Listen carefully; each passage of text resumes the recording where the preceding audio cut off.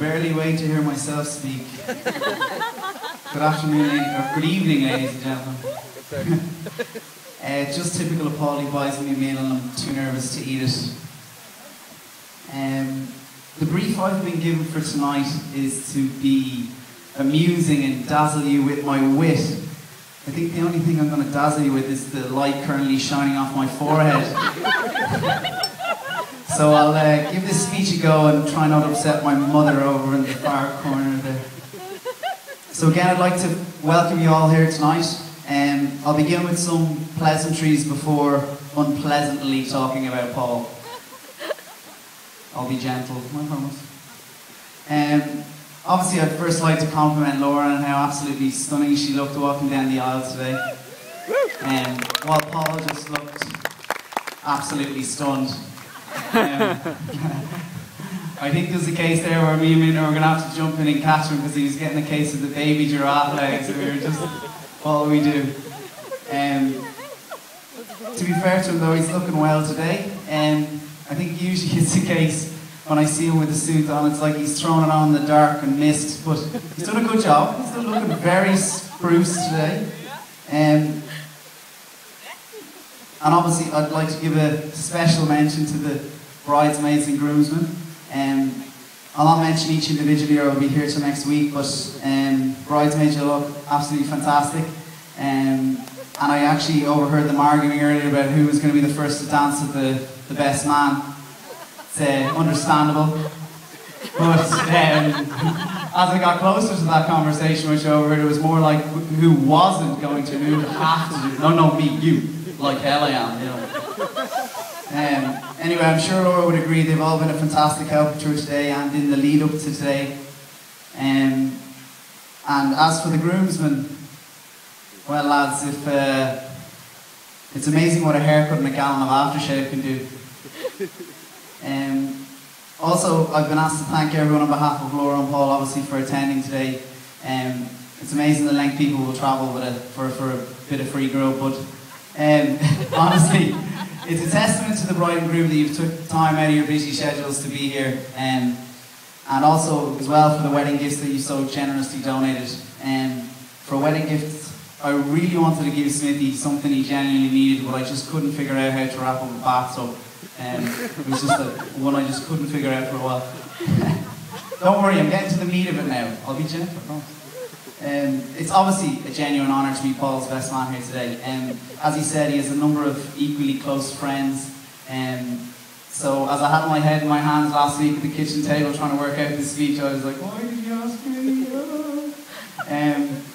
So I know he looks upon me as the younger brother he never had, and I certainly look at him as the older brother I never wanted. I've known him for the best part of 15 years now, I think. And of course there's been plenty of things I could tell you, like he was saying, but the problem is I'm liable for all of them. And as my mother is sitting over there, I'm going to try and keep it PG-13 till the end of tonight. And probably more importantly, I've always been far more comfortable running people down behind their backs, so I'll see you all at the bar and, you know, it's a drink a story. But Paul is, you know, he's a quality act, a great friend and a lifelong confidant. You know, I've been able to have his ear and his advice for quite a while, whether he's wanted to give it or not, I've been asking. We only lived across the road from each other growing up, so we were back and across to Pat and Angela's or over to ours like yo-yos, so much so I think at one point my dad was going to put him as a deduction on his tax return. He had to recoup the money feeding him somehow, like I don't know. Plenty of time I'd arrive home from college or work even, and my mum would tell me, "You've just missed Paul, and he's eating your dinner." A small price to pay, I suppose. But yeah, you know, Smithy's been there for me through a number of, you know, difficult times, tough episodes I was reflecting on during the week, and I was grateful for him being there at the time. But on reflection, I'm just starting to think he's a bit of a jinx, to be honest. But Laura, Smithy's great for, what's he great for? I mean, he's great for lots of things, obviously, but he can mount shelves, he can assemble flat pack furniture like no one I've ever seen, he can down a pint quicker than a McLaren F1 going from 0 to 60. But dancing, I think, is his true forte. We've all seen Smyth on the dance floor, and I'm really looking forward to seeing him strutting his stuff tonight. I've never in all my years seen someone with such a blatant disregard for style, rhythm, not to mention other people's safety. The head goes one way, the body goes the other, and the legs kick out. I mean, I don't know. I wouldn't call it so much a dance as a jog, but the effort's there. We'll call it a bad version of river dance and leave it at that. I'll be there with you through thick and thin anyway. But I suppose, like all friends, we've certainly had our ups and downs.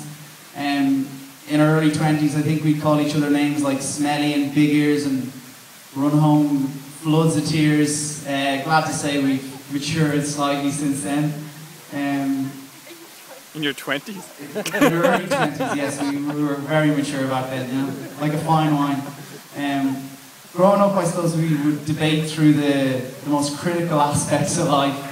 Cars, girls, sports, how bad we were at talking to women, still are very much. So we just handle more drinks, so they just got to work out what we're saying really. There was obviously our mutual concern over deepening tensions in Cold War diplomacy when we really wanted to break out the big guns. And obviously, you know, who had the better haircut, but that's not really on the agenda anymore, unfortunately. And obviously as well, you know, how were we going to keep in touch in our 20s, Paul, considering like it was highly unlikely we were going to sign for the same professional football team in the Premiership. I'm glad to say that that didn't happen, but could still. I still harbour hopes of that. But one thing I think that was never up for debate was Laura. I suppose from the moment I met her, and I know from the moment Paul did, there were no questions to be answered. I immediately saw the way they talked to each other, the way they looked at each other, and the way they instinctively cared for one another. I suppose I really only had one thought in my head, and I was like, how did he land her? What am I doing wrong? There's hope for me yet, anyway. I was delighted for him, obviously. But Laura obviously never saw him growing up in his all-black ensemble, which consisted of, and I think David the Sheedies probably saw him wandering out in this a lot as well.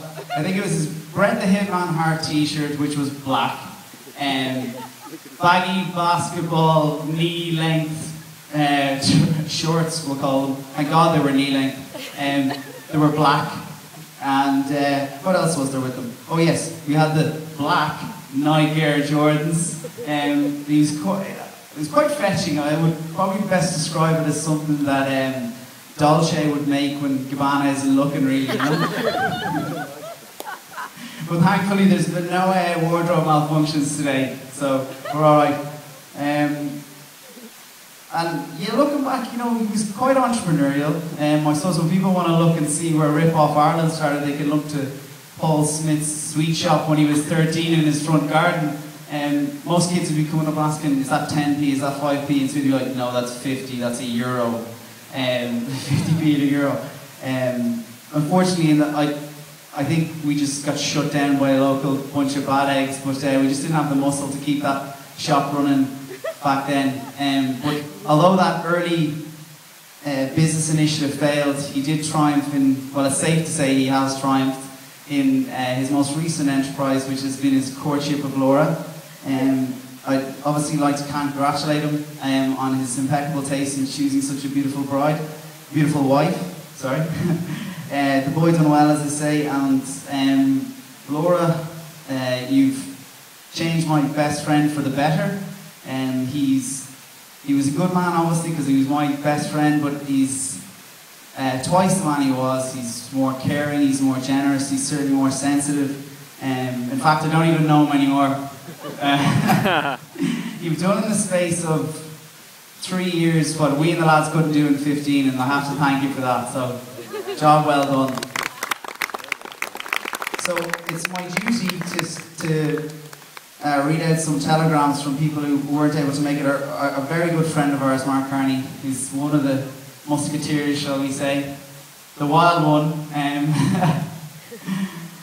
Wasn't able to be here for obviously very good reasons, and he wishes he could, but I just want to read a small little message. Smithy, he just wanted to wish you guys all the best, obviously, today. Smithy, you've been like a brother to me over the years, and I wish I could be there with you guys. Laura, Smithy is extremely lucky to be having you as his wife, and it's amazing how happy you make him. So keep up the good work. And see you guys at Christmas. And as in usual Carney tones, go wild. You just need to tell me twice. Right, I'm almost done, ladies and gentlemen. I've rambled on a bit. I'm coming to the end, you'll be glad to hear. I'm actually kind of enjoying it at the moment, to be honest. Smithy, you don't even have to pay me anymore. Honestly, it's been an honour, albeit the most terrifying experience of my life, to be the best man here today. Finally, I'd just like to raise a toast, so if everyone could just please be upstanding their glasses. Sorry to put you off, Paul. Just completely forgot we were opening very small gifts for our parents. That thank you moves on. That's a thank you that moves on. Oh yeah, thank you. Thank you. Sorry about that. You can take a quick seat. Take a quick seat.